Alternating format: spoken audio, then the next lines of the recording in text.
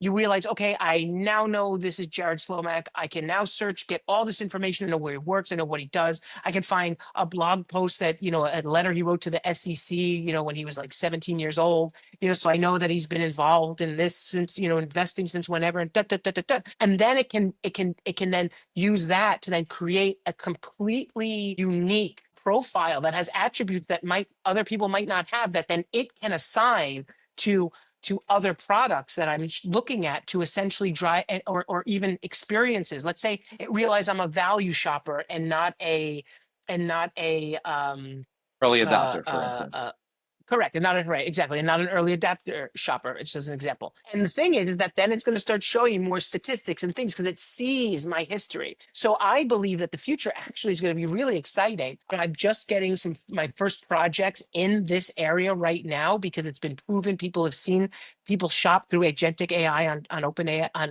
ChatGPT and OpenAI. I mean, it's really incredible. So I believe that's the future. What it's going to look like, who knows? I mean, we're really early days in this, in seeing it actually work, let alone what it's going to evolve to. And I believe that's where we're going to go. Yeah. No, look, that's fascinating. And look, it sounds like, I'm in the same camp. I'm not seeing some, horrible dystopian future. I just don't see that. I mean, yeah, it's gonna move, unbelievably quickly over the next couple, 3 years. But I think the doors that it's gonna open and sort of, the way through some things like cookies and whatever, it's gonna, innovate things that no one's even thought to do before, like shopping through chat or Claude or whatever. That's wild. Like that's completely wild. And it's really, this was sort of, I'm really happy to hear you say that, look, the world out there is sort of coming around to the fact that, you know what, it's not just going to be, look at even Google, right? Like, they're prioritizing heavily their Gemini, sort of results, like, AIO, they call it.